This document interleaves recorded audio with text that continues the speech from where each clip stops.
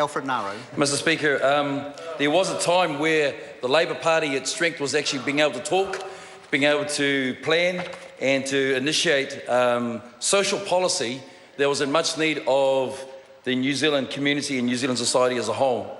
After that speech, Mr. Speaker, it's no wonder that there's been a struggle, because that member was not part of the Select Committee to read the 31 submissions, hear the 17 oral submissions. That member did not speak on the bill. And when that member began to turn around and attack, when that member went to go to attack this bill, let me remind that member about this thing. I'll remind the member that not to worry, the people at home can only hear my voice and not hers, so good for them.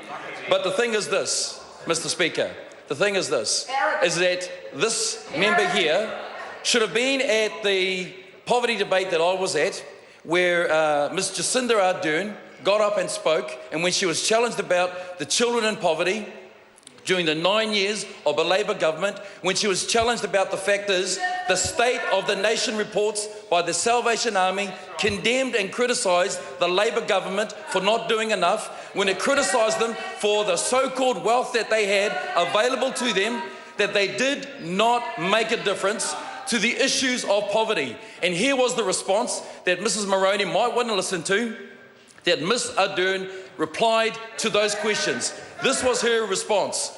Well, it was a job unfinished. It was a job that we did not complete. Those were her exact words. In other words, in 9 years, where you had plenty, where you had enough, where you could have gone out and you could have reduced the amount of poverty of children, that member, Mr. Speaker, that member did nothing.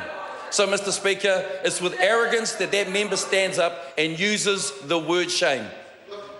We know that there are children in hardship, Mr. Speaker. We know that's important.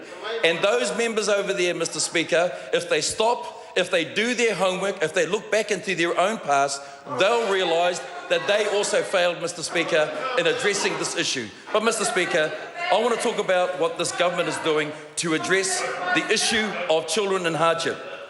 Mr. Speaker, I must have to say, though, as a Select Committee, hearing through those submissions, we came to a point where there was unanimous support of the bill heading back into a second reading and third reading into the House. Why?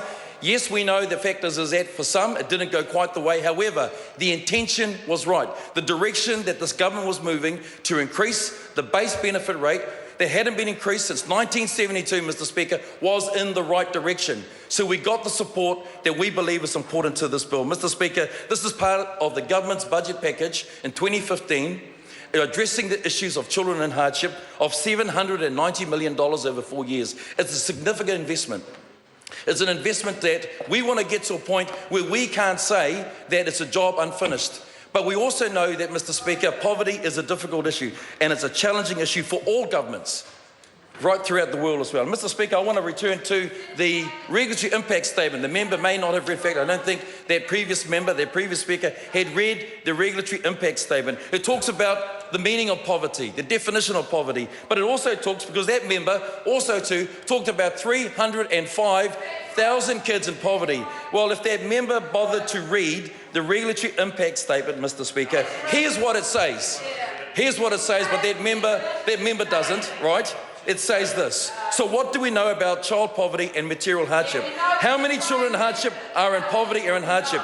There are no simple or single finger answers to that question that would command respect or support.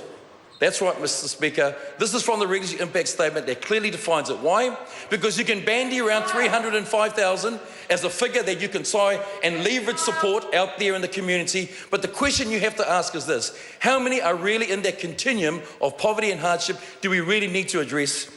And who do we need to provide that support with? And, Mr. Speaker, that's what this government is doing. It's targeting its support in the right place, in the right way, because we know there is need for that, Mr. Speaker. Mr. Speaker, in this bill, as it returns back to the House, here are the key elements that we know are important in addressing the issues of poverty. In fact, when it defines poverty, Mr. Speaker, it defines it in three ways. It talks particularly around the issues of hardship and difficulty in a home. Three things, Mr. Speaker: low household incomes. Secondly, it talks about the demands to meet the needs of budgeting in that house. The third thing, Mr. Speaker, which is probably the most challenging, is this: The ability to use your household income in the appropriate ways. In other words, it often has to deal with people's attitudes towards the household income. We don't often talk about that, but that's come in the regulatory impact statement. Mr. Speaker, what this government is doing in this bill is important to address these issues, and here's what they are doing. They're strengthening work availability obligation for beneficiary parents. Mr. Speaker, we know the research has shown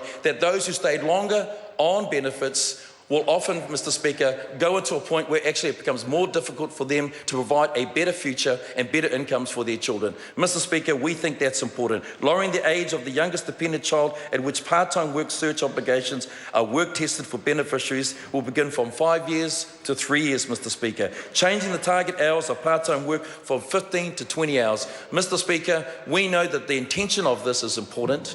We can see, Mr. Speaker, that this is a way of actually helping those families. It's targeted at those who are in need, sole parents, Mr. Speaker. We've wrapped around support, we've raised the benefit levels, we've also increased the abatement levels in there, Mr. Speaker. This package is not the answer to all things, but it definitely, as in the words of the opposition, a direction, a support in the right direction, Mr. Speaker. So, Mr. Speaker, I commend this bill to the House and its second reading to the House, Mr. Speaker. Thank you.